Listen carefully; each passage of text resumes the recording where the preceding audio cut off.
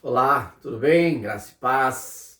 Hoje eu quero dar continuidade, ao tema Por que a igreja fracassou? Nós já gravamos um vídeo, se vocês quiserem acompanhar esse conteúdo, vou deixar aqui na descrição, desse vídeo.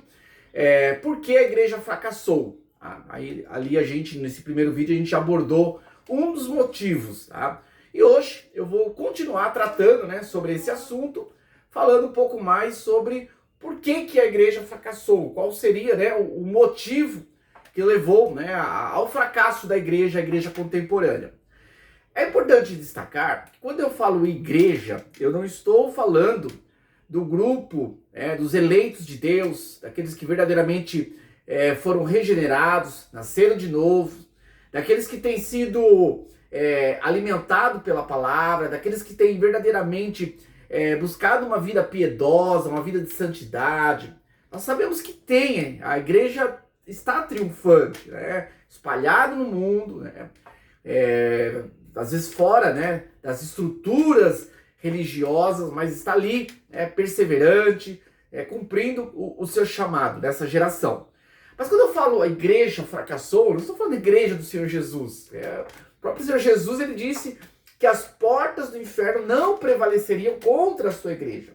Mas eu estou falando dessa igreja que foi desenvolvida do movimento evangélico, esse movimento que deu origem aí a diversas denominações, diversas estruturas que hoje se levantam aí como cristãos, como seguidores de Jesus, como sendo a igreja de Jesus. Eu estou falando dessa igreja que fracassou, essa igreja que não está alinhada com o evangelho, que não está comprometida com o reino de Deus, essa igreja que não glorifica Deus. Eu lembro das palavras de Isaías, eles honram, com os lábios, mas o coração está muito longe do Senhor. Esses que, na verdade, foram gerados da emoção, foram gerados dos interesses pessoais, foram gerados de outra coisa que não é o verdadeiro evangelho. Então eu quero destacar um pouquinho aí alguns aspectos sobre o fracasso dessa igreja e o que levou.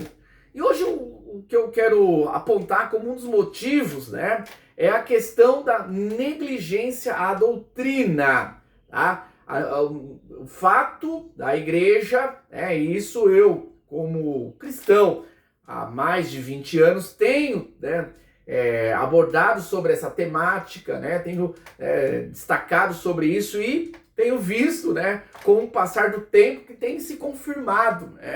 As pessoas, as estruturas, as instituições, elas se afastaram da doutrina, elas desprezaram a doutrina, por isso que acabaram fracassando na fé.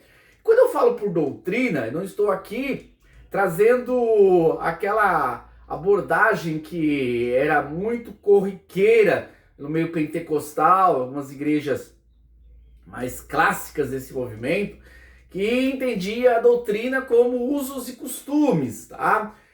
Os usos e costumes é uma prática defendida por algumas instituições e que faz parte da cultura daquela igreja, porém isso não é doutrina, tá? Usos e costumes não é doutrina.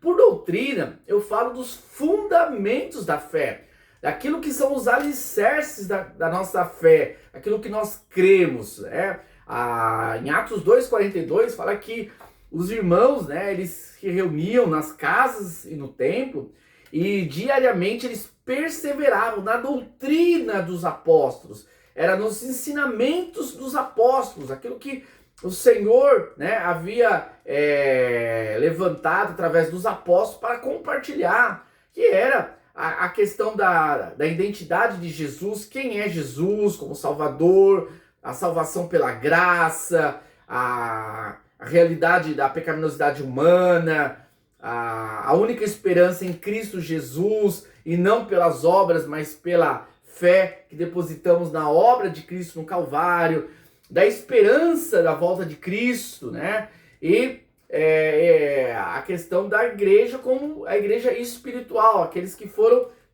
instituídos, alcançados, que nasceram de novo, nasceram do Espírito e que verdadeiramente professam Cristo como Senhor e Salvador de suas vidas. Então, eu estou falando desses fundamentos da fé, das questões relacionadas à fé, à salvação, à identidade de Jesus. Então, com o passar do tempo, as pessoas elas começaram a desvalorizar essa questão da doutrina. Então, há décadas atrás, a gente tinha muito claro o que entendia um batista, o que defendia um presbiteriano, o que defendia alguém que era da Igreja da Assembleia de Deus, da Quadrangular. Então, as estruturas, as instituições, elas tinham isso, mas com o crescimento e com a necessidade de arrecadar mais pessoas, mais adeptos à denominação, eles começaram a negligenciar a questão doutrinária. Então isso já não se tornou prioridade. Lembrando que as escrituras elas nos apontam para essa importância. Fala em Judas 3 que devemos batalhar pela fé que uma vez foi dada aos santos. E é muito complicado, porque eu lembro, quando eu iniciei a minha escola teológica,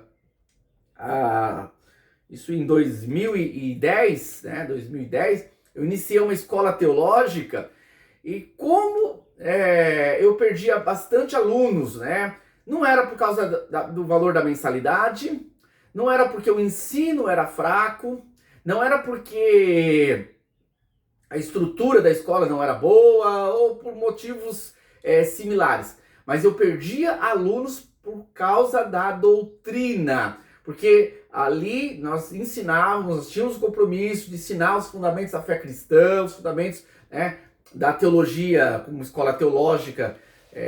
Nós éramos uma escola, somos uma escola reformada, prezamos pelas doutrinas da graça, doutrinas essas sadias que trouxe a igreja de volta ao caminho certo da verdade.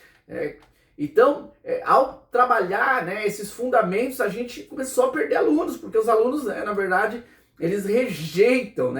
Fui trabalhar em outras estruturas que se dizem cristãs, mas quando eu entrava na questão doutrinária, ensinava os fundamentos da fé, eu era convidado a me retirar. Então, hoje não é diferente, Hoje as estruturas que verdadeiramente estão propagando a verdade, a doutrina, o ensino, estão se preocupando, zelando pelas doutrinas cristãs, eles são rechaçados, São chamados como hereges, são chamados como desviados, são ignorados, são desprezados, são caluniados. Então essa é a realidade.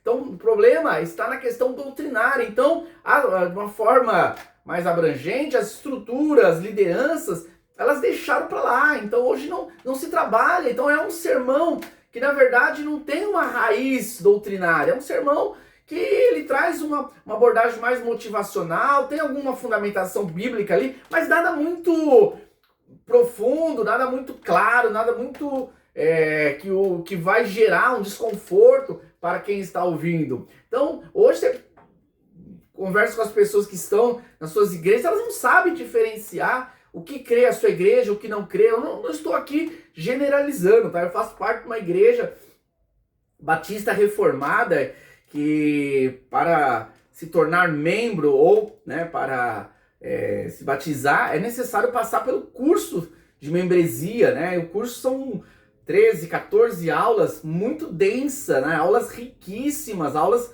teológicas, bíblicas, A pessoa sai dali realmente compreendendo, depois é feita uma prova, é feito então tem toda uma preocupação, Isso é um dos processos, Mas por quê? Porque zela pelas doutrinas da graça, Mas isso é raro, É raro. Hoje as pessoas elas saem de uma igreja, vai para outra e as lideranças não estão nem preocupadas em saber qual é a doutrina daquela pessoa. Na verdade, nem a pessoa sabe. Hoje virou um sincretismo.